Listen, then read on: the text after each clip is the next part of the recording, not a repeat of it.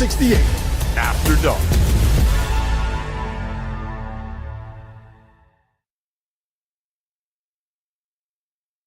Well, welcome to the Saturday evening edition of the Field of 68 After Dark. My name is Rob Dauster. I got Matt McCall and Norm Roberts with me tonight, and we're going to be breaking down one of the best slates that we have in college basketball this season. 5 games between ranked opponents, 2 games that tipped off at the same time at noon between top 10 teams. It was an incredible day of college basketball, the kind of stuff that you'd love to see as college football is kind of winding down here. I want to start you guys off with this before we dive into some of these games specifically. McCall, we'll go to you first. Give me your one kind of overarching takeaway. Was there anything that you learned today watching college basketball, watching college hoops? Yeah, Jeff Goodman's not working. Okay, he's at the Indiana football game right now. Is he catching an interview from someone out on the field? Like that's my takeaway. Is Goodman's not working? He's out there celebrating, even though if I was a Arizona fan, I'd be upset because that's his alma mater. But I think the biggest takeaway for me today, I have 2, Rob, and it's hard to pick one. The first one is Purdue's human. They're capable of losing games. Iowa State is really good, and they went in there and handled business. I think Purdue's human, and we're going to get into that. But the Duke-Michigan State game, I felt like watching that's a Final Four. That was a Final Four caliber game. Like that was almost a national championship caliber game from those 2 teams. So those are my 2 biggest takeaways from today. Purdue's human. They'll be fine. Coach Painter will get these guys back in the gym. But that Duke-Michigan State game, like we could see both of those teams in Indianapolis, and we could see them both playing for a national championship. I agree. Norm? Probably my biggest take would be Iowa State. Just how really good they are, how deep they are, how they can score in multiple ways. The one thing about Iowa State that's always dangerous, and we played against them a lot, is you can't get down to them. If you get down by 10 or 12 points, they are unbelievable at executing. And they're such good passers. They're going to catch you on back doors, high lows. They can play through Jefferson. They can play through Lipsey. They've got a lot of weapons. And if Mankelovich can keep shooting it the way he's shooting it, then they're going to be in really, really good shape. Yeah, he was awesome tonight. Let's start there. Number 10, Iowa State, 81. Number 1, Purdue, 58. It was the worst home loss by an AP number 1 team in non-conference play in the history of the AP poll. No national champion, no eventual national champion has ever lost at home by more than 18 since the 1996-97 season. There's a lot of stuff here that was pretty unprecedented when it comes to what happened to Purdue at home in Mackey Arena by Iowa State. McCall, I'll go to you on this. What was it? What stood out to you the most about this matchup, about the way that Iowa State played? How were they able to do this to Purdue? Well, I felt like in the first half, Iowa State they had the lead, but going into halftime, it's a 4-point game. And you're just thinking, like, Mackey Arena's ready to explode. Here they come. They're going to figure some things out at halftime, and they're going to come out and they're going to play better and they're going to play more inspired. But Matt Painter said it in his post-game comments. This was an avalanche, and his team played frustrated. But his team played frustrated because of Iowa State. That's why they were frustrated. And when you get frustrated on the offensive end of the floor and then it bleeds into your defense, you have no chance. And that's exactly what Iowa State did. I'm with Norm. Like, you have to give Iowa State so much credit just with how they performed, going into that environment, silencing that crowd, and when they get the lead, how good they are executing, how good they are running their stuff. They don't turn it over. And I know we have Lipsey coming on here in a little bit, who was his floor game, 9 points, 8 assists, no turnovers, was outstanding. But I will say this. For Purdue to get to a Final Four, and I still believe they can. This is not panic mode for the Boilermakers. This is not like, oh my gosh, this is you lost. And like Matt Painter said in his post-game interview too, they get taken to the woodshed. I mean, that's what happened. But Trey Kaufman-Renn and Fletcher Lawyer have to be way better. They can't go 3 for 16. And Fletcher Lawyer, for me, has kind of been the guy. We know you know what you're going to get out of Braden Smith. You turned it over a little bit too many times tonight. I mean, he would have probably had 14 assists if they could have made a layup or a runner in the lane. I mean, he flips that thing around. But Lawyer's the guy that's he's lacked some consistency this season. And he's got to find it. He's got to find it for them to reach their potential and ultimately cut the nets down in Indianapolis. He's got to find that level of consistency, but the credit needs to go to Iowa State. Like it needs it, and Matt Painter gave them the credit in his post-game interview. I mean, what Coach Otzelberger is doing there, and Norm knows because he was in the league with them, it's super impressive. They execute. They play so hard defensively. They make it hard to run offense, and you get frustrated. And when your offense isn't working, it bleeds into your defense, and that's exactly what happened for Purdue today. Yep.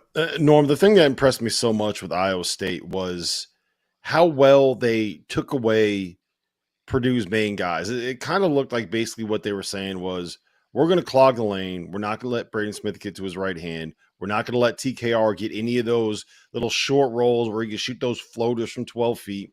And we're going to be all over Fletcher Lawyer. And if Jakari Harris or CJ Cox or Oscar Clough or any of these other dudes are going to beat us, then we're going to lose in Mackey Arena. But we're not going to let those three studs beat us. And it worked, man. It's no wonder. TJ, since he's been at Iowa State, he's been top 13 in Ken Palm defensive efficiency every season. This year, they're number 2 and they're number 1 in defensive turnover. It's a complete masterclass what he did today. They've always been terrific defensively with TJ. I would tell you this. They did 3 things. First of all, with Wren, what they did was as soon as he caught the ball in the post, they trapped him. And that screwed him up for the whole game. He was hesitant. They have big bodies. They wall up on you.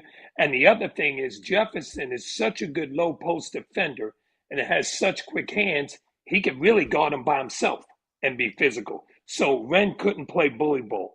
The second thing they did was they corralled all the ball screens on Smith. And they made sure Braden Smith got the ball out of his hands so he couldn't get down the lane to go score. And then the third thing was they took all airspace away from Lawyer. They took it all away from him and didn't allow them to do what he wanted to do. So the bottom line is exactly what you said. They said, if you're going to beat us, those other guys are going to beat us. We're not going to let your main 3 guys do it. Yeah, I thought it was just kind of the perfect dichotomy today, right? Because the reason why everyone, and specifically me, was so in love with Purdue this offseason was because they brought back a senior point guard that's been there for 4 years, and they brought back a guy on the wing that's been a veteran and is an all-conference guy in Fletcher Lawyer, and they brought back a big guy that's an all-American caliber 4-man that is that you can run offense through. And they went out in the portal and they added Omer Meyer, right, a guy from Israel that is a really highly touted overseas recruit, and they went out and they brought in a transfer big guy to kind of supplement what they were missing in the post. And if you look at Iowa State, they did the exact same thing, McCall. They have Tamin Lipsey back, who's an all-American caliber 4th-year starting point guard at that program. They have Milan Momcilovic, who quietly is having a one of the best seasons for wings at his position. Joshua Jefferson, when I put out my player of the year power rankings the other day, was number 2. He was averaging 18 points, 8 boards, and 5.6 assists as a 4-man. They went out and they brought in Blake Buchanan, who's been an impact player in the post. Killian Torrey is a terrific defender that's knocking down 41% of his threes. Iowa State and Purdue had the exact same blueprint when it came to what they did this offseason, Matt. And I feel like we just kind of forgot about Iowa State because they've been banged up and they're not quite as sexy and they haven't had the same level of success or notoriety that Purdue has had. But this Iowa State team, we should have seen this coming from them, I think. And I don't think we talk about him enough because I don't think TJ Otzelberger is a me guy. Let me go on Twitter. Let me, make it about me. Let me do this. The guy is a ball coach. That's who he is. And his team plays with just this tenacity, this toughness. I mean, we're talking about a team. that beat St. John's on one possession. They end up blowing out Creighton. The game was never close. They blow out Syracuse. The game was never close. And then they go on the road in Mackey Arena against the number one team in the country, and they blow them out. He's just not a guy that's trying to draw attention to himself in any way. And I have such great respect for that. He's about his team. He's about his program. And more or less, he's about just coaching basketball. And that's really, really impressive for what they've been able to do. I think we talk about Purdue so much because of what they have back and because of how great of a coach Matt Painter is. You could call him one of the best that's been coaching, definitely in the last 10 years, and his resume speaks for itself. But this Iowa State team, everyone was kind of scratching their heads when he got the job. I'm sure Jeff Goodman put a tweet out there that he was scratching his heads on, is this the right hire? Oh, I mean, he didn't win that much at UNLV. Blah, blah, blah. No, man. The guy's passionate about what he's doing, and he's really smart. And you can tell that he connects to his players and how they play and how hard they play. I know they're really good on defense, but, man, they play so hard on offense with how they cut, with how they move, with how they take care of the ball, with what they're running. Playing hard on offense is something that when you watch teams play, like that's one of Kentucky's biggest problems right now. They don't play hard on offense. They don't cut. They don't move. They don't share it. They don't pass it. They don't play the right way on that end of the floor. Like this Iowa State team, they play hard on offense, it's really impressive. And that's a credit to TJ and what he's doing. Yeah, Kentucky doesn't play hard anywhere, Matt, right now. That's offense, defense, on the sidelines, anywhere Kentucky doesn't play hard. I'm glad you mentioned that, though, because offensively, we've always known what they are defensively under TJ, right? I said it before. They've always been top 13. There's only been 1 year where they weren't in the top 8. That is what the identity of this program is. This year, they are one of the best offensive teams in the country, and it's because you have a point guard in Tamin Lipsey. You have a point forward in Joshua Jefferson, who's an all-American caliber guy that you can run offense through. And I don't know what you do with Milan Momcilovic when he's shooting the way that he's shooting it right now. Because, like, he's 6'8", he's got that release from behind his head. He shoots the Dirk fade. He essentially plays the 3 for him.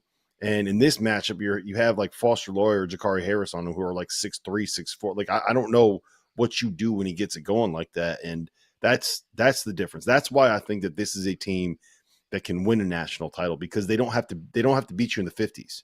They just put up 81 points on Purdue in Mackey Arena in one of the loudest environments in college basketball. It's not an easy thing to do. Tamin Lipsey, you kind of teased it already there, Matt. Good job for kind of hosting the show and doing my job for me.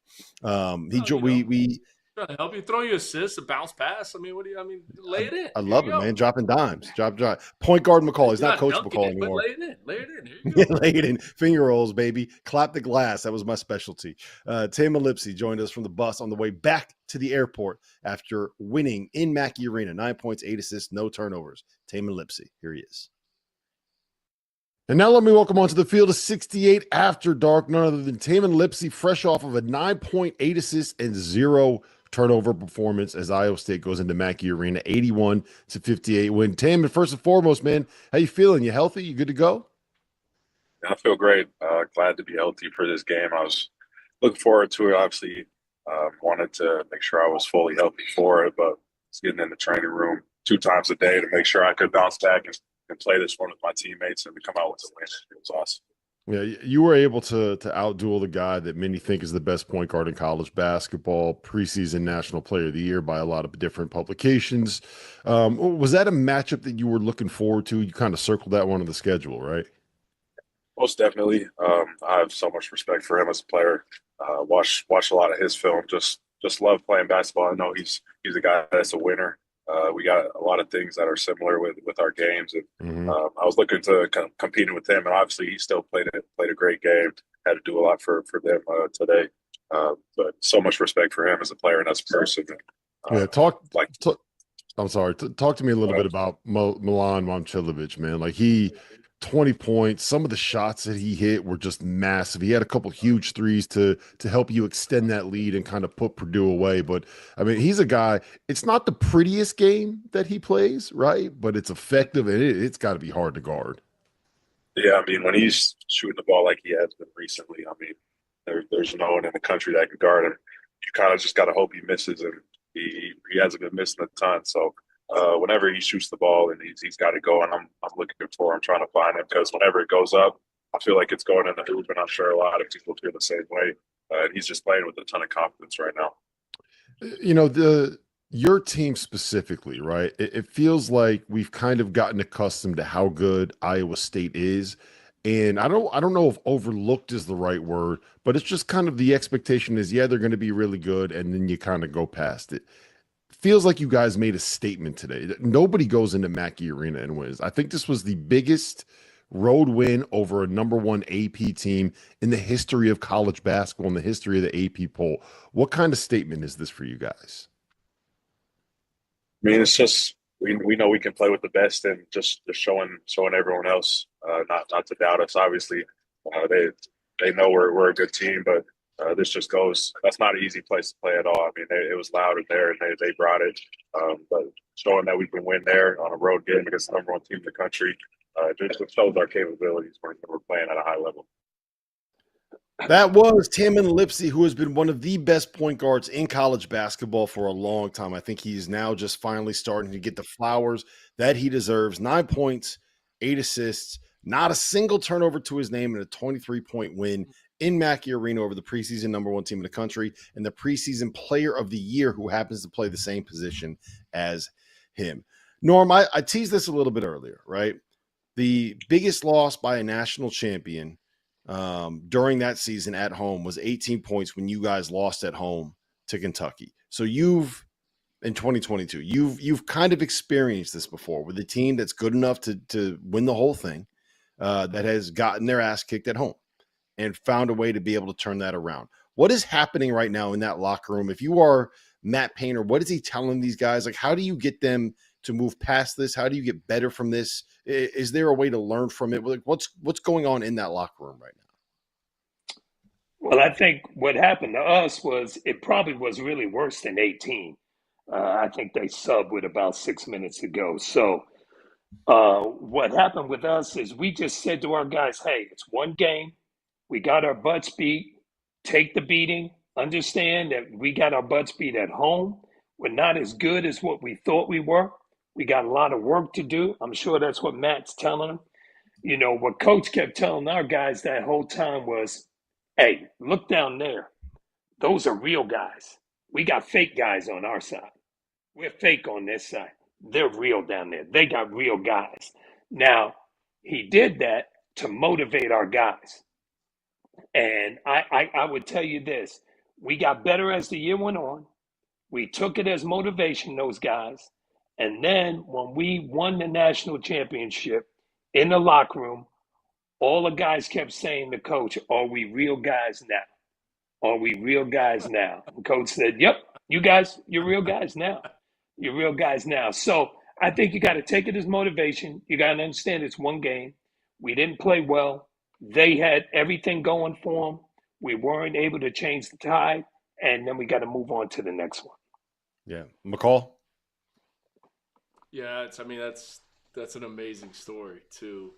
I just think with Coach Painter's demeanor on the sidelines and how he is and how he coaches this team, he knows he has a veteran team. There's no question about it. He knows he has a really good team. He knows he has a team that can win a national championship. He also has their attention now.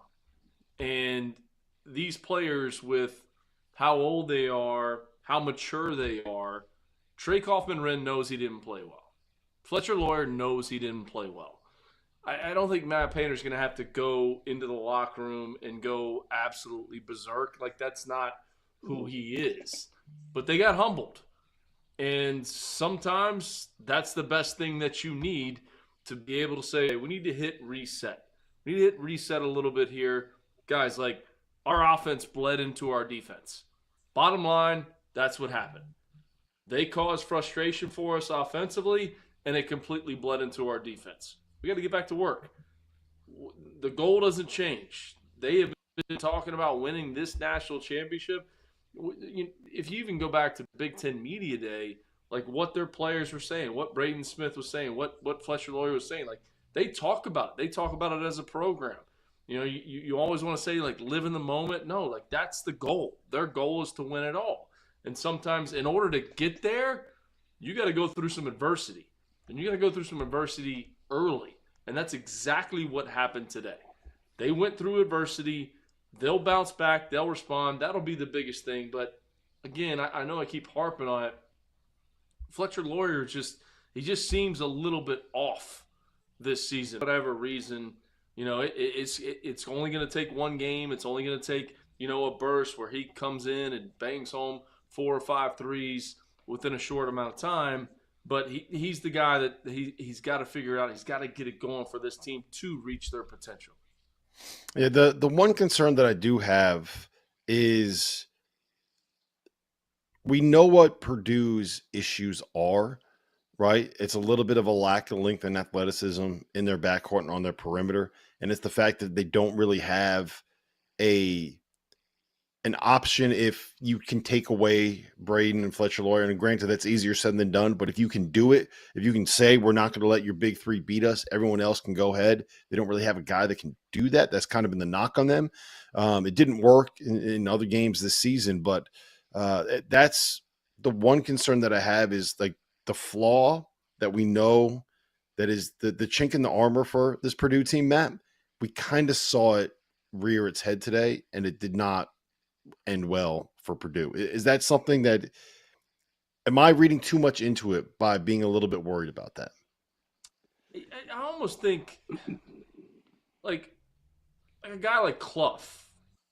You're talking about like one of the most sought after transfers in the entire country. Like he should be able to be that guy. They need to be able to play in a lot of different ways, you know. Mm-hmm. So if Loyer has it going, we're going to spread it out. We're going to run spread pick and roll. We're going to put the ball in Braden's hands. Like we're going to throw short rolls, you know, to Trey Kaufman rim. But it's like, okay, like we're struggling maybe on the offensive end of the floor. In this game, like, let's throw it inside. Like, let's throw it inside to Clough. Like, can we establish him? I mean, this guy, everybody in the country wanted him. Came there to win a national championship. That's why he picked Purdue. With the roster that Purdue had in place, you're looking at him and you're saying, okay, man, this guy's going there. Like, this is the number one team in the country. So, establishing him more early on, especially in games where, like, game today, like Iowa State's blowing up those actions. Like they're not allowing them to just come down and run offense. So I think that's something else that maybe Purdue and, you know, Coach Painter's going to look to. But Clough, to me, is a guy, we talk so much about Braden Smith. We talk so much about Fletcher Loyer. We talk so much, you know, about Trey Kaufman-Renn. Like, that guy's really good too. How can they establish him more in the post? Yep. I tend to lean on the side of sometimes you get your ass kicked, and I'm not super concerned about Purdue long term. Exactly. And now Matt probably has their attention a little. It's very easy if you've been the man for 4 years there, like Braden Smith and Fletcher Loyer have, to kind of feel a little bit comfortable. And now they are certainly not comfortable. I want to pivot because I want to head to the game that Matt McCall called a Final Four matchup here on December 6th. Michigan State hosted the Duke Blue Devils, and number 4 Duke won 66-60. For me, Matt, it was a tale of two halves, right? I thought that Jeremy Fears controlled everything in the first 20 minutes. I thought that that Carson Cooper did a phenomenal job making life miserable for Cameron Boozer in the first 20 minutes. And then the second half, Cameron Boozer showed everybody why he's the favorite to win National Player of the Year. Duke threw a zone at Michigan State. Michigan State forgot how to play basketball, and Duke leaves with a 66-60 win over the Spartans. Your biggest takeaway? Yeah, I thought in the first half, Duke was just like a split second slow. They were running that two-man game. Michigan State was. They were running pick and rolls, and Jackson Kohler setting them, and Duke's committing to putting 2 on the ball. And if you're going to do that, then there has to be an extra rotation that you're making. All right, we used to call it X, whatever it may be. Someone has to X out and make sure that Kohler can't get a 3-point shot off. So you're playing in rotation. If you're going to commit 2 to the ball, in ball screen coverage, then you're going to have to play in rotation, especially when you're dealing with a three-point shooter like Kohler in the front court who, made 4 threes. It was just like a split second late. Mm-hmm. Michigan State did an unbelievable job on Boozer. I thought in the first half, too, he was struggling a little bit on the inside with their length, with how big they were up front. But you knew the character of Boozer, he was going to respond. 2 points in the first half, 16 in the second half. But I want to continue to give Jon Scheyer credit. When something's not going well, you have to be able to adjust as a coach. And that's exactly what he did. He adjusted. The pick and roll coverage in the first half, with that, it wasn't going well. Their rotations, it wasn't going well. So you know what? They found something with the zone, and it worked. But the play of the game for who could win Player of the Year in the country, who is one of the best freshmen of the year in the country, with the game on the line, to drive down in the lane, create help, draw 2, play off 2 feet, and know that his teammates behind him and make that pass. I kept saying in the studio today, I don't think his dad can make that pass. And his dad was a heck of a player. To throw that pass up 3 it just shows you kid's a winner. Like, he's a flat-out winner. And that's what really stood out to me. I didn't think Michigan State played bad. No. Maybe they struggled against the zone. They didn't shoot nearly as high a percentage in the second half. They didn't play bad. To have Fears not make a field goal, like that's a little bit shocking. That was a high-level college basketball game by both teams. Take nothing away from Michigan State. Duke played slightly better, made threes down the stretch. I mean, that was a lot of fun to watch. Yeah, I will tell you right now that Tom Izzo would agree with some of that and would disagree with some of it, because he would tell you that they missed, I think it was 4 free throw blockouts that allowed Duke to get offensive rebounds off of missed free throws. Norm, we've been talking about this since the Champions Classic, right? It seems like Jon Scheyer's favorite thing to do at the end of a game or at the end of a clock is to put Cam Boozer in a ball screen and use Isaiah Evans as the screener. He's done it a couple times where he just has Isaiah Evans ghost the screen, which means go run up to set it, but don't set it and run to the opposite side of the floor and get a flare.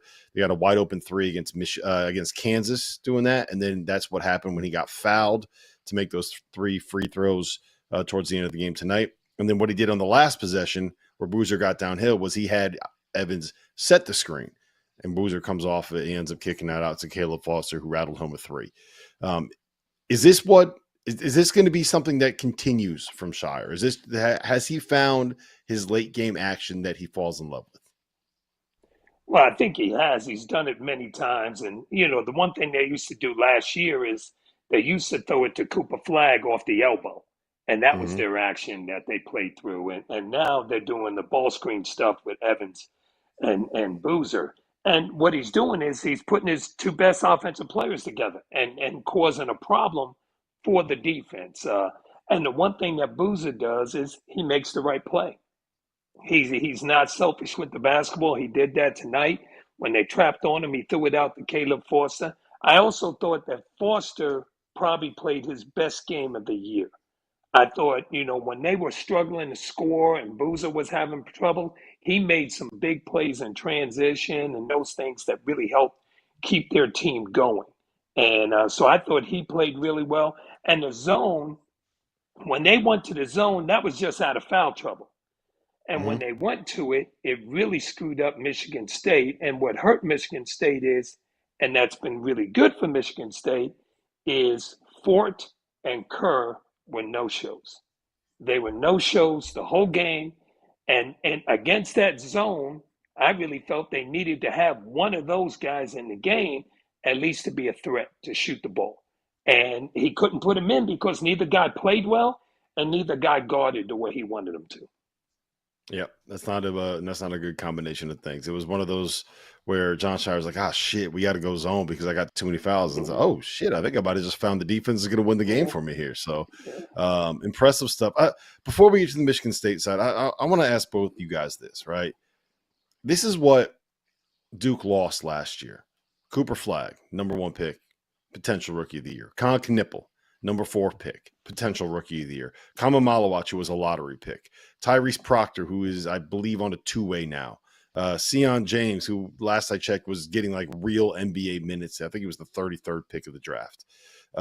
Mason Gillis as well. They lost, but that is a lot of talent to lose, to turn around, not really do all that much in the portal, and come back with a team that is now sitting here at 10-0 with a win over Texas on a neutral court, with a win over Kansas on a neutral court, with a win over Arkansas on a neutral court, a win over Florida at home, and a win at Michigan State, which would probably be the best win in college basketball this season if Iowa State had not happened to do the exact same thing at Purdue at the exact same time. Matt, how I got to imagine that this is about as good of a start as you can have to a college coaching tenure. And when you think about the fact that he is the guy that is replacing maybe the greatest coach of all time, that is he is living up to an impossible set of expectations. It really is. I mean, and obviously they are recruiting at a high level, and they've always had. Coach K was there; they recruited at a high level. I mean, shit, that helps, right? When you have good players, a lot. Helps a lot. The X's and O's work a lot better, right? When you get the magnet, start moving around, and we're going to run this action, run that action. When you have good players, it matters. That's what it boils down to. But as a young head coach, and I know he was a high-level player as well, you're still going to have issues. You're still going to have issues that you have to deal with. You're still going to have issues in your locker room. You're still going to have, jealousy and envy or this, that, and the other. Or, this is the Duke. This is how Duke's always done it. This is the culture that Coach K created. So we're going to do everything that K was doing. And I've talked about this a lot on the field of 68. You can't try to be somebody else. You have to be who you are as a head coach. Because the second that you try to be somebody else, it doesn't come off real, it doesn't come off authentic, and your players think that you're fake. Mm-hmm. And Jon Scheyer took over this program, and he's doing it the way that he wants to do it. He is the head coach. He's not trying to be Coach K. He's trying to be who he is. And I think that's been the biggest key for him. Obviously, what Boozer is doing as a freshman, we talked so much last year about Cooper Flagg, Naismith Player of the Year, rightfully so, had an unbelievable season, and he follows it up with Boozer coming in. And, I mean, he had to recruit him. Yes, I know his dad played there, but, like, the recruiting piece that this staff, and then the job that they're doing out there in terms of executing the culture, and Jon Scheyer being who Jon Scheyer is, not trying to be Coach Krzyzewski, I think is a huge key for the success of this program since he's taken over. But it's not an easy situation to be in. And we've seen people fail taking over for legends. We've seen people fail being elevated, from an assistant coach to a head coach. Most of them do. Like most of the time. Because it's not easy. And then you start dealing with the expectations, it just weighs on you. And he is confident in who's a head coach, and he's doing it the way that he wants to do it. He's not trying to be someone he's not. Yep, Norm, there's a reason why we say – go ahead, Norm. Go ahead. I think the one thing that helped in that situation was how Coach K left the game. He announced that he was going to be the head coach. He had a whole year for everyone to know he was going to be the head coach. He had a whole year to take on more responsibilities within the program so everybody understood he was going to be in charge. He had a whole year to go out and recruit and talk to those players, telling them, this is what I'm going to do. So I think all those things help Jon. I also think Jon's a stud. He is very, very bright. He doesn't take himself too seriously. I think he's very good with his demeanor, with his players, as well as with media and when he's coaching. He is going to be a rock star. There's no doubt about it. Yeah. Real Rob, quick, I do just want to follow up really quick on that too, because I think Norm just made a great point. He doesn't take himself too serious. Much like we were just talking about earlier with TJ also, right? Like, he's not like this me guy. Like, he's not self-promoting himself. He's not tweeting. He's not doing that. He's coaching his team, and he continues to make it about his players. And it's really impressive for a young head coach to do that. It's super impressive to watch. Yeah, I want to just real quick hit on the Michigan State side of things. McCall, you said that this felt like a Final Four kind of a matchup. Why do you feel that way about this Michigan State group? Because their best player didn't make a field goal. And I think Duke's really, really good. And they were clicking on offense in the first half. I mean, Coach Izzo is going to go back and they're going to tinker some things. And so, it was such a high-level basketball game. They have to play better. They have to figure out zone offense. There's some different things that they have to do. But I was more concerned out of the day just about the Purdue game than I am this Michigan State team. Just because if either one of those teams, if Duke wins a national championship with how they're playing and who they've played against, you wouldn't be surprised. You wouldn't be shocked. Winning close games, coming down the stretch. The plays that Boozer made late in the game against the Florida Gators, the plays that he made late in the game today, how if he struggles in the first half, he continues to respond. I just think that, there was an adjustment in the game. Michigan State didn't handle that zone very well. Fierce doesn't make a field goal the whole game. But to see what they did down in Fort Myers too, I mean, this team's for real. This to me felt like a Final Four game, 100%. Yeah, I think that this is the kind of team that Tom Izzo has the most success with. You have a point guard that doesn't care about scoring, that wants to play defense. You have two bigs that are as good defensively as good. Like, I don't think Jackson Kohler gets enough credit for being as good as he is defensively. Like, he moves his feet, he gets in the way of people. He's terrific when it comes to, showing two on ball screens. They're so good at gapping you. You can't drive. There's never any lanes to penetrate. I just think they kind of ran into a great player and a team that figured out a junk defense was going to be able to beat them on this night at home. So it is what it is. Everyone's going to take losses like that, especially when it comes to teams as good as this Duke program is. We got to take a quick break. On the other side, Louisville beat up on Indiana, and Illinois had a 13-point win over Tennessee. I'm a little bit worried about the Vols. We're going to talk about that here coming up next.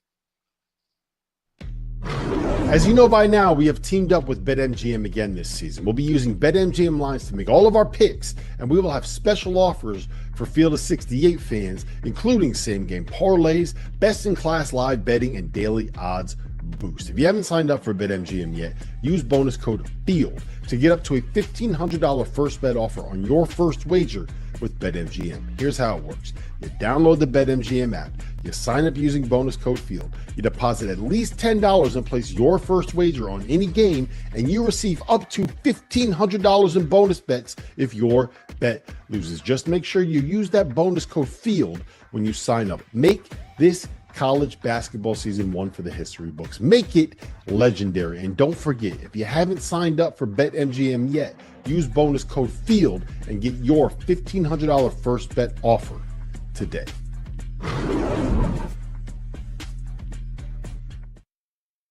Are you trying to follow everything happening in college basketball? It can be overwhelming. That's where the Field of 68 Daily comes into play. The Daily is your go-to source for recruiting news, game analysis, portal updates, and much, much more. For just $50 a year, you get access to the same information that your favorite coaching staff is subscribed to. Quality content can be hard to find in the college basketball space. The Daily is here to help. Make sure you subscribe today. If you're not a member of the Field of 68's On3 community, make sure to go check us out. Get access to all of Jeff Goodman and Rob Dauster's written content, including coaching carousel breakdowns, info on who is and isn't entering the transfer portal, insider recruiting information from none other than Joe Tipton, X's and O's analysis of all the teams in college basketball, and access to our message board community. A 7-day trial costs you $1. The field is 68 on 3. Get the scoop. Well, welcome back to the Field of 68 After Dark. It is the Saturday evening edition. My name is Rob Dauster. I have Matt McCall with me. I have Norm Roberts with me. We're going to talk about number 6 Louisville's 87-78 win over number 22 Indiana in Indianapolis today. No worries, Hoosier fans. You were able to get yours back in Indianapolis tonight with a Big Ten football championship because Indiana is now apparently a football school through and through. The football team has never been down. Goodman? Is he there? Like, when we find him, he's like what is he doing? Like, did he rush the field? He's lost in the sauce right now, McCall. We probably won't see him again for another 48 hours. Indiana football's never been down 16-0 is the only thing I'm going to say. Not this season, at least. But I think – so the headline here for me is Louisville goes on the road and gets beat by an Arkansas team, Norm, that I think is much better than we probably are giving them credit for. Looking at the way that some of these other results have played out, you go and you play Michigan State to one possession in East Lansing. That looks pretty impressive right now. You hang with Duke for 38 minutes. That looks pretty impressive right now. And you beat up on Louisville. They were up by, I think, 18 at halftime on the Cardinals there. So Louisville's bounced back. And they still don't really have Michael Brown playing great. Are you feeling good about this team? Where do you stand on Louisville right now? I feel good about him. If they can get the big kid through to play like he played today, he gives them a new dimension. And he was attacking the hoop. He was a physical presence. I thought that helped their outside game by having an inside game as well. I thought they defended extremely hard today. And I thought McCall Brown really started the game off looking to set up his teammates more than score the ball. And I think that's a good thing for their team because it shows that they can play in different ways. So Louisville looked really, really good today. I would say that Indiana looked limited because if DeVries and Wilkerson aren't scoring, they are going to struggle bad. Yeah, Indiana doesn't have a point guard, Matt. They don't have a point guard. Mm-hmm. Well, they do, Tatin Conroy, but I don't know if he's 1 assist, 5 turnovers, 21 minutes, 2 for 7 from the floor against Louisville. He did not look like a guy that was ready to play for a team that was going to be, or play against a team that's sitting here in the top 10 in the country. Reed Bailey, 8 points, 5 boards. He looked very thin against Louisville's front line, and it's not like Louisville has the biggest front line in America. I think that's a problem. You don't have a point guard and a 5-man that's good enough. Yeah, this is one of those things coming out of the loss to Minnesota, too. I mean, you follow this up with the performance today. This is one of – we got to go back. We got to do some soul searching. We got to get back to work. You know, this is one of those team meetings where you shut the door, you put a bunch of circles in a chair, put a bunch of chairs in a circle and say, hey, guys, like, we got to figure this out a little bit. Like, what's going on with this unbelievable environment? Like, take nothing away from what Louisville did. But in terms of Indiana, like, they've got to find themselves a little bit here. But on the Louisville side, I mean, Conwell he was outstanding. I mean, how he was playing in pick and roll, coming down, making threes in transition. I mean, it was electric. And to see, what they were able to do and how they were able to get out to that 16-0 lead, they really never looked back. I know there was some fight, from Indiana there. They tried to cut into the lead. They scored 51 points in the second half, but it was like Louisville's game from the jump, and the environment said that. And so I just think for Indiana, this is hey, we've got to find ourselves a little bit. Like, who's initiating offense? How are we playing on the offensive end of the floor? Like, it can't just be Tucker DeVries try to do it all himself. I know he went for 26 tonight, 5 of 14 from the field, but they gotta figure some things out. It was almost like it felt like a hangover out of the Minnesota game to go and play this game, and you could see it from the jump. I mean, Louisville took it to him. Yeah, Norm, I've always kind of thought with this Indiana group, right, that there was a little bit more of a ceiling here than maybe I saw today. And when you're watching them today, I can't help but think about like the other sideline, right? And the way that it kind of went with Pat Kelsey when he got that job, where they didn't have the greatest start to the season, but they put it together in ACC play. They got on a little bit of the run. He got in the tournament and he built some momentum and built some goodwill in that fan base and built some excitement within a city and a town that really cares about basketball. And I feel like it's kind of the same thing with DeVries this year in Indiana, right? No one is necessarily expecting him to get to a Final Four with this group in year one. Yes, they spent a bunch of money to build this roster, but I think it's continue to improve, continue to get better, to continue to play a fun brand of basketball and do enough where you hear your name called on Selection Sunday and you can say, look, we're trending in the right direction. Make sure you have that funding for next year. Make sure you're able to divert some of the money that's probably going to end up going to the football team back into the basketball program and continue to build this thing and grow. Because I don't think you can only look at it as a one-year thing with Darren DeVries, which sounds kind of obvious, but like you got to be able to get into the dance, build some momentum, and get this thing going again. Because they do play a pretty brand of basketball when they get going. I think they're going to get in the dance. I think they're going to be good enough to do that, and they can score the ball. And DeVries, make no mistake, he's a very, very good coach. And he'll get them back to guard. Like, I don't think they defended as well as they would have liked to. They've got to build some type of a physical presence on the inside. Their front court needs to be much more physical, especially playing in that Big Ten. And to me, I thought Hadley and Frew and Pryor, I thought those guys were just more physical than their big guys. And so they're going to have to develop that over time. They've got great shooters. They do play fast. They do play a fun brand of basketball, but they've got to get much more physical to be really successful in the Big Ten. McCall, any last thoughts? No, I'm totally with Norm. I mean, this Big Ten. I mean, it is. It got off to a rough start today.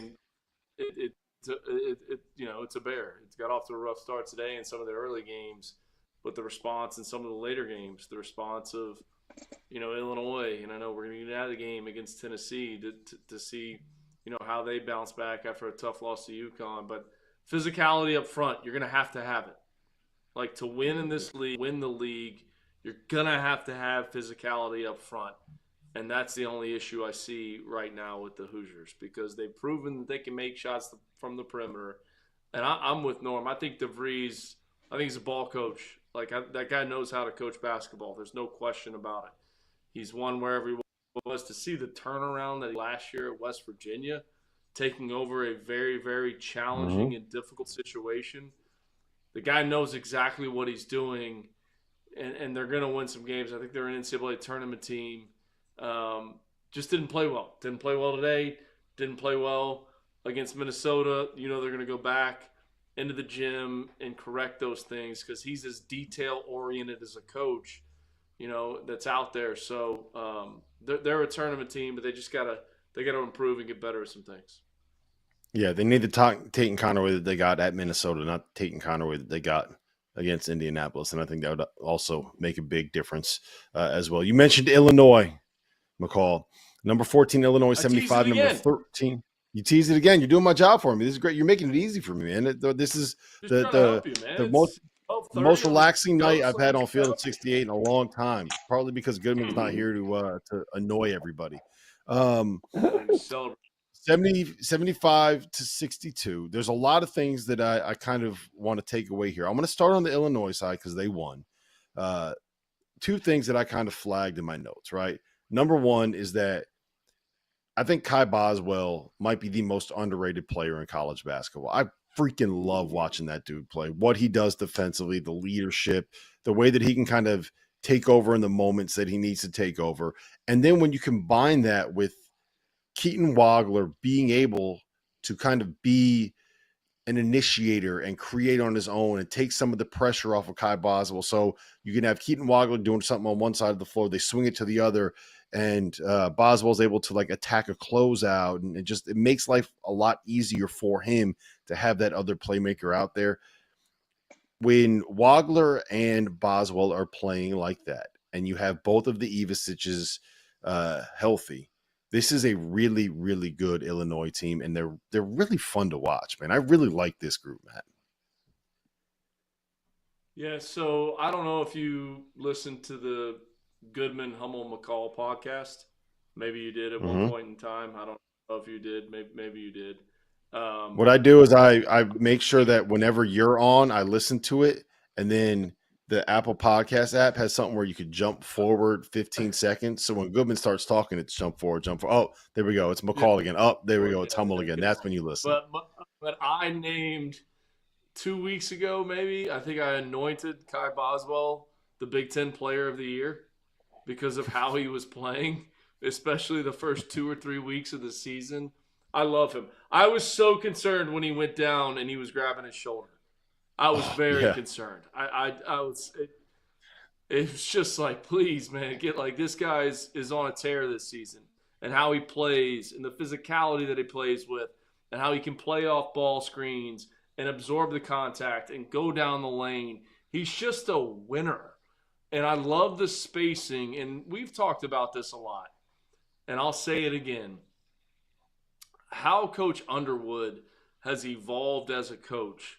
From a guy that always used to want to play inside the three-point line and run spread motion with those hammer screens at the elbow, to now the floor spacing and the three-point shooting out there on the floor.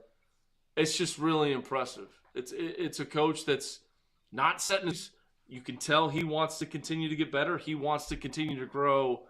And I have an unbelievable amount of respect for what they're doing.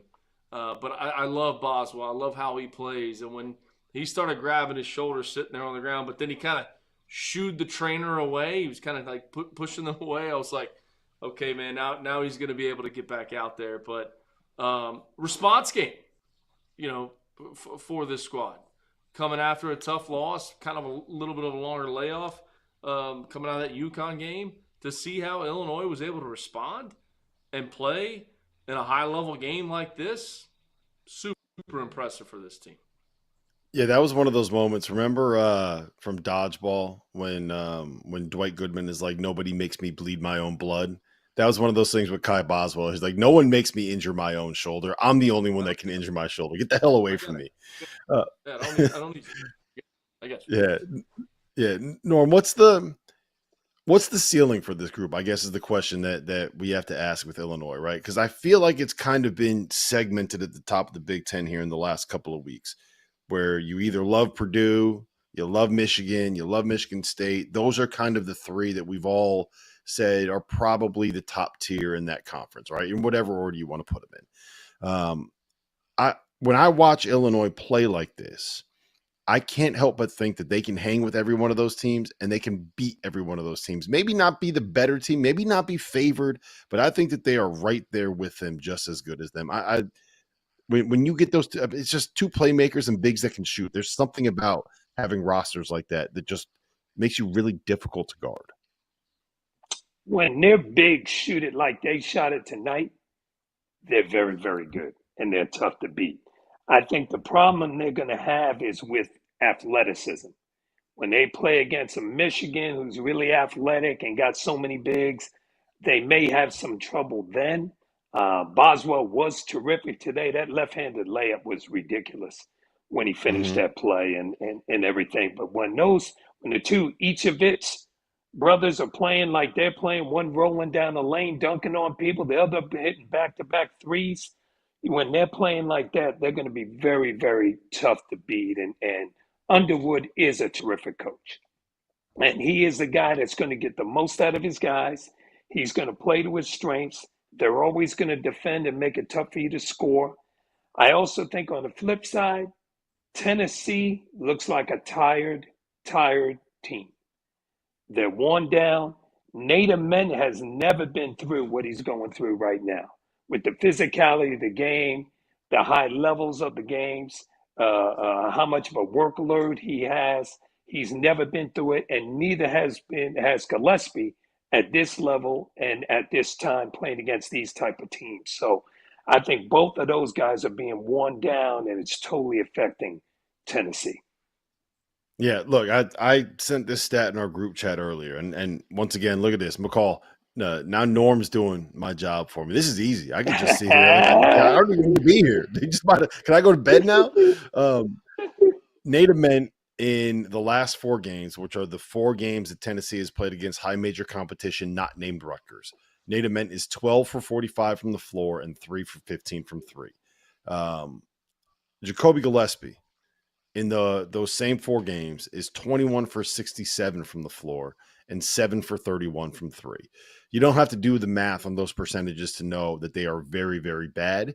And when what Rick Barnes wants to do is kind of have these 2 guys where you run all these different sets and different actions and get these pin downs, get this guy running this play, get this guy running over here. Like, he wants to be able to have 2 guys that he could run stuff for to be able to get them shots. And when those 2 guys aren't making shots, there's not enough talent on that roster to be able to make up for it.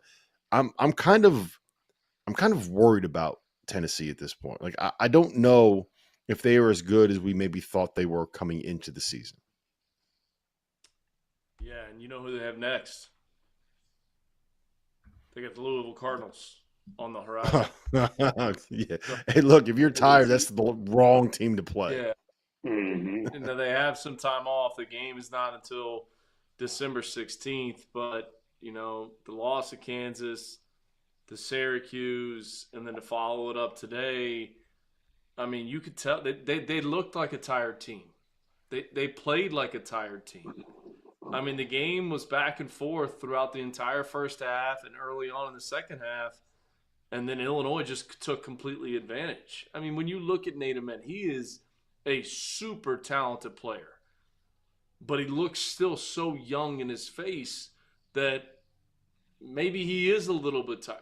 Coach Barnes is an outstanding coach. There is no question about it. But you also know Coach Barnes is still, you know, old school. They're going to practice. They're going to, bang, as we always called it, in terms of practice and non-contact. No, there's no non-contact in a Coach Barnes practice. They're going to have physical practices. Like, can these young guys be able to handle that? But they played like a tired team. They played like a team that, you know, had lost 2 games in a row coming into this, and then to play this game again. I mean, this break may be good for them. This may be the best thing for Tennessee, you know, coming out of this break, to be able to hit reset, you know, take a couple days off. Obviously, I mean, does finals week even matter anymore? Like, do we still take final exams? Like, normally you used to get say we got to plan our practice around final exams. Like, do you still have to do that? Is that still a thing? Online. Yeah. Online. ChatGPT is the one taking all these exams. Let's be honest. Yeah, but I think Norm brought up a good point. Rob, I think you do too. Like, they looked fatigued. They couldn't handle the second half. They were a step slow defensively. The way that Illinois was able to spread them out, I mean, this team needs this reset. They don't play again until December 16th. They need that. Yep, I agree. All right, listen, let's get to toast of the night, and then we are going to head to the afters. We still got to talk about Auburn and Arizona. I got to hit McCall on St. John's because St. John's looked pretty good today in their win against Ole Miss. And there's a couple other games that we are going to talk through. I would be remiss if I did not mention that Seton Hall picked up a big win at Kansas State today, because our producer, Dagan Hughes, is the biggest Seton Hall fan on the face of planet Earth. So, Norm, I'll go to you first, man. Who do you got for toast of the night? Yes, toast of the night for me would be Ryan Conwell. The way he played for Louisville and got him off to that good start. I thought he was terrific the whole game, playing off a ball screen, shooting a deep 3. And even when Indiana came back on him, he made a couple of big shots to spread the lead back out. So I'd say Ryan Conwell.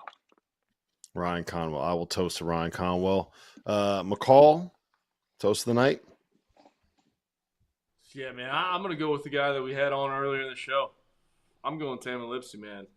The floor game that he played in that environment, 8 assists and 0 turnovers on the road in a crowd that was just ready to explode. They were just starving for Purdue to make a run, and he plays the floor game that well. Here's to you, Mr. Lipsey. Yep. That is a good one. My toast of the night is going to go not to a player, not to a team, but to a conference. I'm going to toast the Mountain West because the Mountain West has typically been a 3, 4, 5 bid league, and they got off to a little bit of a rough start this season, but they picked up 3 really, really big wins today. Boise State went into Indianapolis and knocked off Butler. Colorado State came from behind, hit 18 threes, and beat previously undefeated Colorado.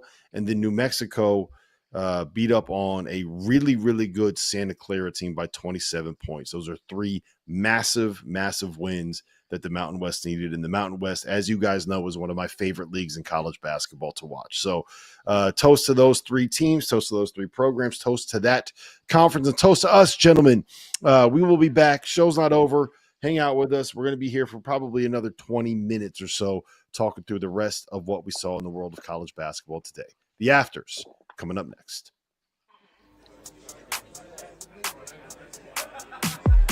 These my DJ Burns shades I had for us. Like taking them into the depths of Alaska and just dropping them off. The first person that's going to die got to be one of the black guys. We're not going to make it to the end of the movie. That's like asking somebody, do they want to get a prostate exam or a damn gunshot wound?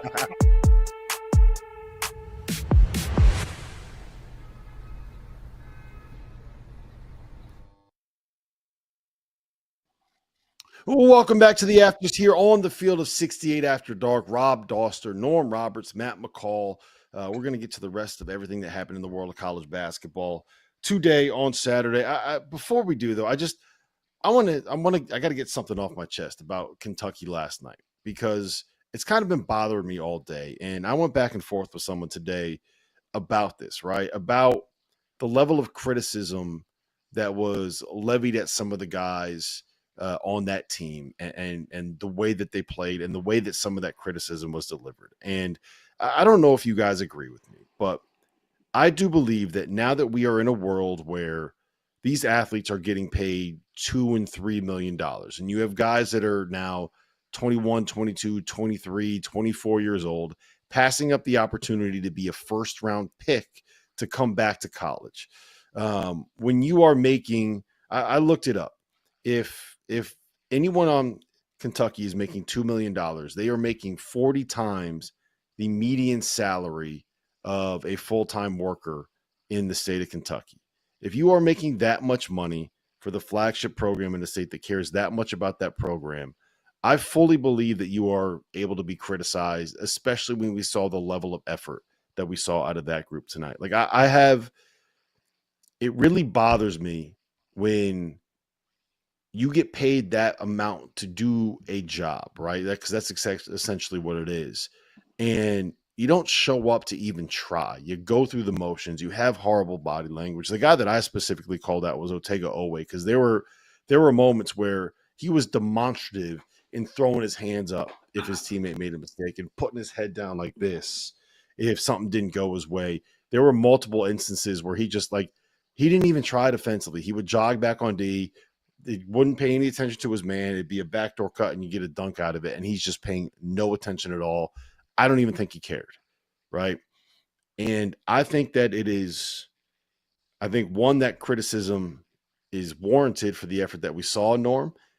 And I think that it is okay to come at these players now that they are making this money with that. It would have been different when they were student athletes and they're getting room and housing and all that. I don't know if you feel the same way, but it does feel like there is a level of, I don't know if entitlement is the right word, but it feels like a lot of these guys are almost mercenaries out trying to find their next check. And the key to being able to build a program in this day and age is to be able to pay guys, but have them have ownership over the program. I don't think anybody on that Kentucky roster, outside of a couple guys that are maybe from that state, really care about Kentucky basketball. They care about the fact that the checks that they get say Kentucky basketball in the top left corner right now. And I think that's probably the biggest problem that Kentucky and some of these other programs are having right now.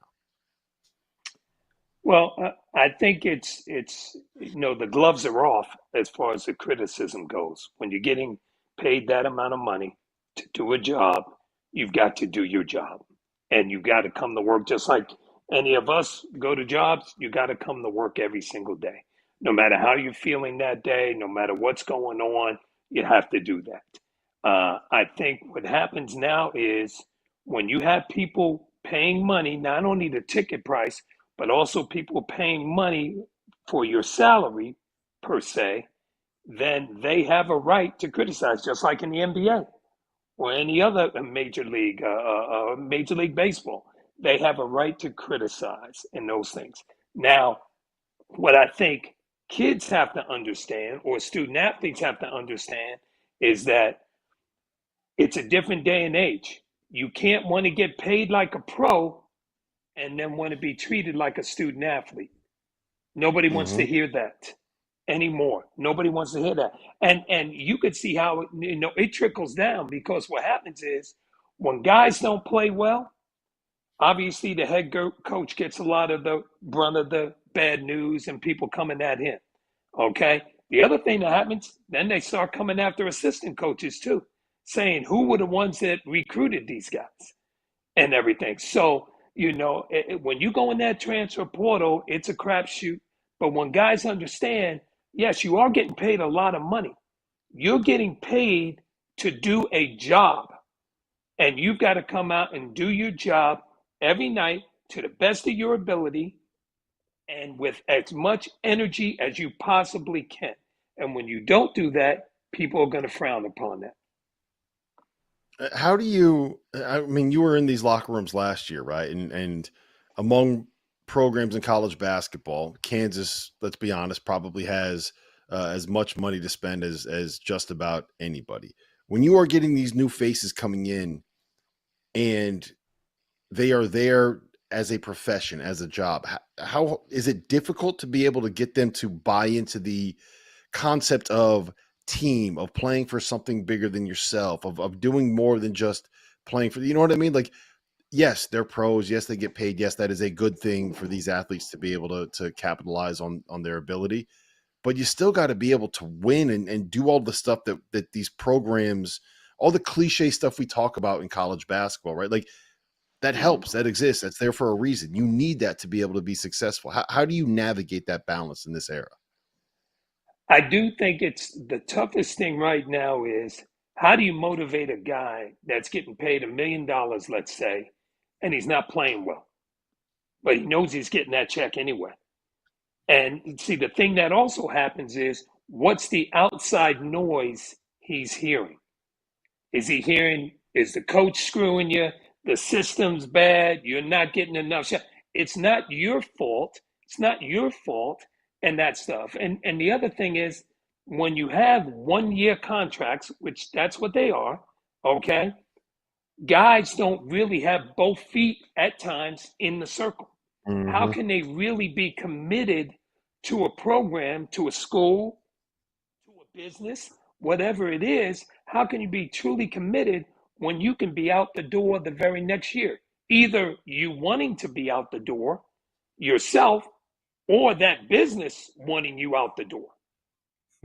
So there really isn't any loyalty going either way. Yep. McCall, I don't know if you have any opinion, if you want to weigh in on this at all. I think Norm brings up great points. These are young men that, especially as freshmen, that are coming still into college, and especially the high level, McDonald's All-Americans. So their parents are still so involved, right? And they're still so concerned. So if a player's not playing, they're calling an assistant coach, and that assistant coach has to deal with that. Like in the NBA, where these guys are professionals, look, nobody's calling Mark Dagnall. Nobody's calling Billy Donovan. Like, nobody's calling, Sam Presti or these GMs as parents. But the parents still feel like they have, quote-unquote, control while their son or daughter or whoever it is in college. And so it's like, do you want to be a pro or do you not? And here's the other piece. There's some really good agents out there. There's some really good agents. But Norm said it, like, in terms of who are in these players' ears. There's also some guys that have no idea what they're doing. They're just trying to put money in their pocket. Bottom line, bar none. So, like, this is where it's got to get, like, if you want to be a pro, you're going to get treated like a pro. And there's going to be criticism when you don't play well. And I don't want to hear from your mom or your dad on, like, how we're utilizing you or why you're not in the lineup. You're not in the lineup because you're not performing well enough in practice for the coach to put you in the lineup. That's why you're not playing well. But they're still, quote-unquote, college players. So there's just this balance here. So if you want to be a pro, be a pro. Understand what comes with a pro. If you're not producing, you're sitting down. I don't care what you're getting paid. And, yeah, you can jump in the transfer portal and keep bouncing around and do all this. But, like, if you're not producing, like, deal with the criticism. Have to deal with it. Don't go to mommy and daddy. Don't have mommy and daddy call your college coach and tell him, or call some, assistant college coach. Don't have your agent start putting out there that the coach isn't utilizing you the right way. Get better. Improve. Yeah. That seemed like you had to get a little something off your chest right there, McCall, not utilizing it in the right way.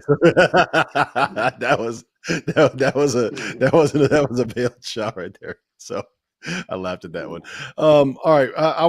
We'll talk about Auburn, Arizona here in a second, but Matt, you and I were talking before we hit record on this about UCLA, because UCLA beat Oregon tonight. Oregon is a different story. They're banged up. It doesn't look like the pieces fit all that well this year. UCLA is a team that came into the season and had real, like, Big Ten top 2, top 3 hype. Like, I thought that they were a sleeper to make the Final Four, and it has not gone smoothly. Now they've been banged up a little bit. Donovan Denton hasn't quite gotten going, but they picked up a win tonight over Oregon. I know you watched that game. You covered it in studio for Peacock tonight. I'm still in on this UCLA team long term. They got to get the kinks worked out. This is what happens with Mick Cronin teams. They look weird in November and December. Then he cusses them out in a press conference in front of everybody. It goes viral. Then all of a sudden they reel off 12 straight wins in February. It's kind of, he's got a blueprint, right? Like, this is what he does. Yeah, I'm still high on them. I mean, you look at Donovan Dent right now. Let's just start with him. I mean, he's averaging double figures, one of the most sought-after transfers in the entire country. Shot 41% from the three-point line last year for Richard Pitino at New Mexico, and he's shooting 8% this year from behind three. He's just not being aggressive from there, but he's doing a great job playing in pick and roll, setting his teammates up. And so I think this team is like, they're this close. Eric Daly, bad game. The last game that they played, he came out tonight and looked like a pro. I mean, it's 18 points, 6 of 9 from the field. So I'm high on UCLA. You know they're going to defend. But the offensive issues last season were one of the reasons they were in the bottom half, I think even the bottom third of the league in the Big Ten in total offense. To see that now the number of guys that they have averaging double figures, how they play on the offensive end of the floor, they're still going to be in the top 25 in total defense every single year on a Mick Cronin team. Like, they're this close. Like, Dent has to play a little bit better. I love his unselfishness right now. He just seems a little bit hesitant to shoot it from behind the three-point line, which is kind of shocking because of how good he shot it for New Mexico. But I'm high on him. I picked him to go to the Final Four in our preseason shows and everything like that. They just have to continue to get better, but they're good. You're right on Oregon. They're banged up. They've been banged up. Hey, I'll tell you what, McCall, you love Donovan Dent. You picked Donovan Dent to go to the Final Four at New Mexico 2 different times. You picked him to go to the Final Four at UCLA. He's going to get you to the Final Four one of these days, man. He owes you. He owes you. You his agent? Am I getting a commission? Hey, you getting a piece of that pie? I'd be an agent. I don't know what I'm doing either, so I'm taking shots at those guys. I probably don't know what I'm doing either. The call that he took in the last break was, "Hey Mick, you're not using Donovan Dent right." Yeah, exactly. Jeez. All right, I want to go to Arizona Auburn here. That was another ranked game that wasn't really all that close. Auburn was up by 20, down by 20 late in the first half. They were down at one point by 30 something. They lost by roughly $1 million. I don't even know what the final score was because it didn't matter once you got past the first about 12 minutes of that game. My question to you, Norm, is Arizona was number 2 in the country. They're going to be number 1 on Monday because that's the way that these polls work after Purdue lost. Mm-hmm. They've won at UConn. They beat the reigning national champs, Florida. They beat UCLA, who is going to the Final Four, according to Matt McCall. And they just beat up on an Auburn team that went 2-1 out in Las Vegas. They'll be number 1 in the country. Is Arizona the best team in the country, though? I think they may be. Let me go on a limb. I'll say they are. They are, because if they could get Burries playing the way he was playing tonight, he was much more aggressive. He's scoring the ball. They just got to get him to shoot it better from the perimeter. Koa Pete is a beast. He is a terrific player, but Krivas inside today, I thought, was much more aggressive, trying to score in the paint. They've got everything you need to be the best team in the country. And Jaden Bradley's played great all year. So if they can keep guys coming off the bench, making shots, making plays, I think they're as good as anybody. And they can defend. That's the thing. They guard. They guard as well, and they rebound. They do the little things. Waka, when he comes in the game, all he's doing is knocking guys all over the place. He's physical. He can score in the paint. They've got everything you need to be the best team in the country. McCall, you agree? Yeah, I'm with them, and I'm not trying to give you a shout out here, but I just – it's hard for me at this point in the season with what UConn is doing, especially defensively, and not scratching the surface of how good they could be on the offensive end of the floor. With playing without Reed the way that they have, it's hard for me to go against UConn right now. It really is, and I think Arizona's terrific. They've proven it. They've proven it with the schedule. If I'm Stephen Pearl, I'm a little upset with whoever's scheduling for Auburn because I'm first-year head coach. It seems like I have to play everybody in the country. I got to play every single team in the country. I think Arizona's terrific, but UConn has not played to their capabilities on offense and how well they're defending, and Reed not playing, and Ryba growing up as a freshman, and Mullins now growing up as a freshman and getting some reps. That team is dangerous. That team, oof. If they meet Arizona, on a neutral site in March, we'll see what happens. But you have to put Arizona as the number 1 team in the country. And then the other team, that needs to be in that same category right now is Michigan. To see what they did out there in Vegas, everyone's like, oh, what's wrong with Michigan? Squeaked out a win against Wake Forest. Well, Steve Forbes is a good coach. Wake Forest is a good team. They didn't squeak out a win. Squeaked out a win on the road against TCU. Well, guess what happened? Playing those close games against high major teams, on the road, neutral site, whatever it may be, it made them better. And then they go out there and boat race everywhere. So high on Arizona, high on Michigan. But UConn,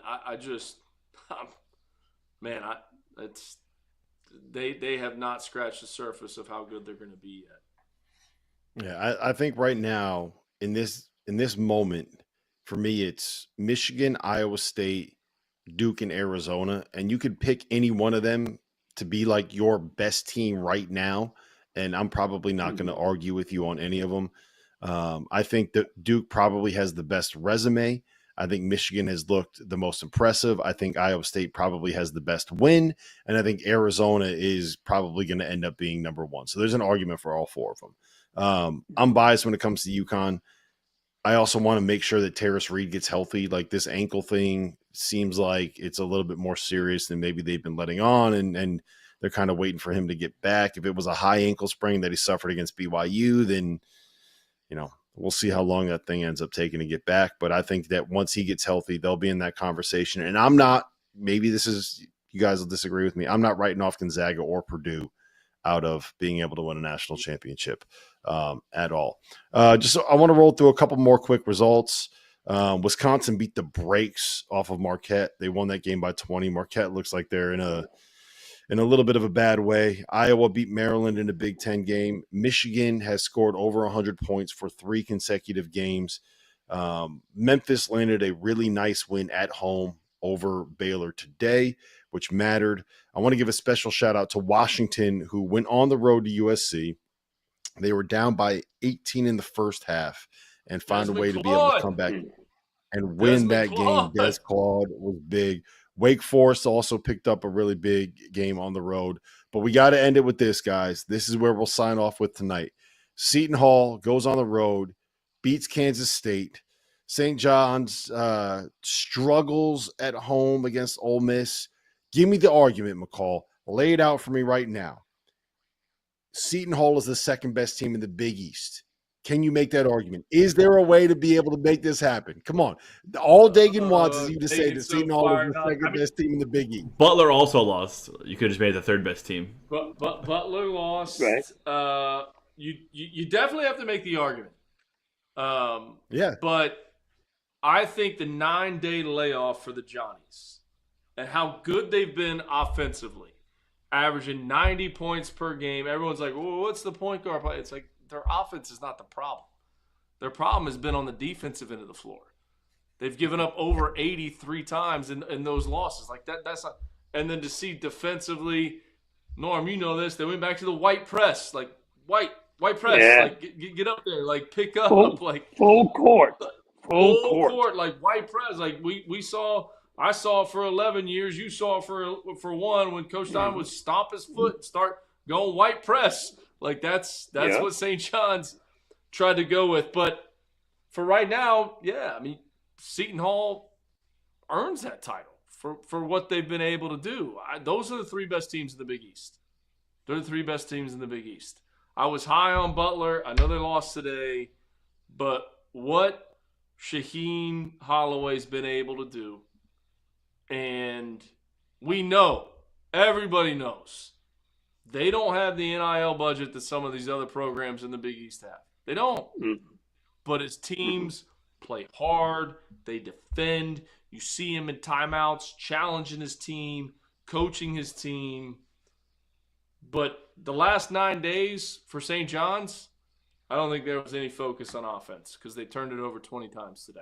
I think all the focus went to the defensive end of the floor. Like, that's all they cared about. And the white press was back.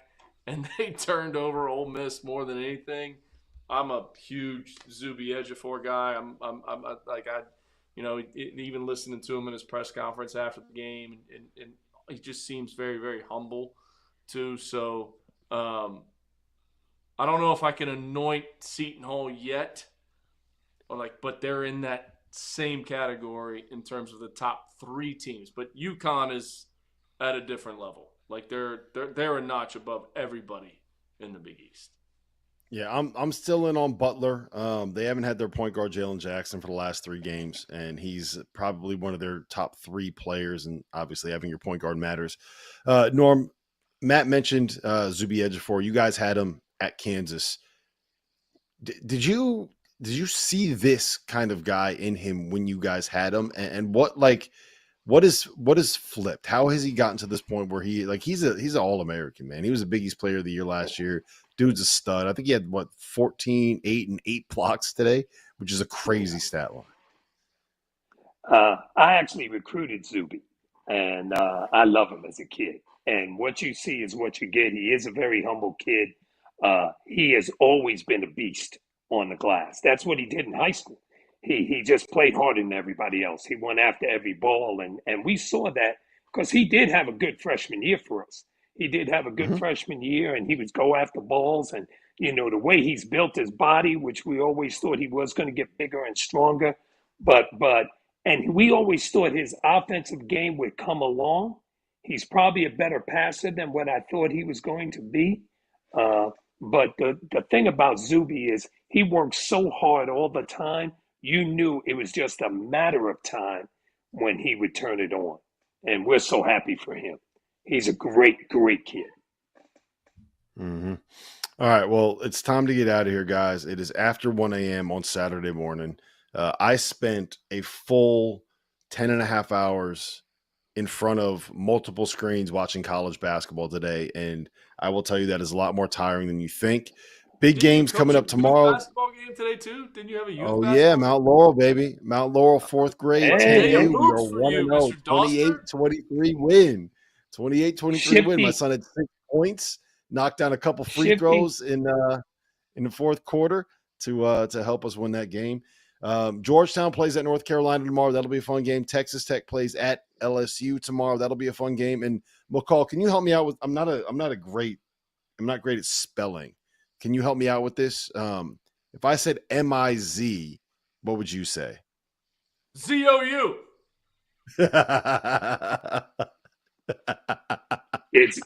It will be a war. Believe me. One of the best rivalries in all of college hoops, Norm. One of the best. They hate us, and we hate them. Right. Darren Peterson is Rob. I finally got it right. You did. Our Jeff Goodman, I'm not putting you on the spot for this one, Norm, but our Jeff Goodman reported that Darren Peterson is expected to play tomorrow. Having him back will be good, will be fun.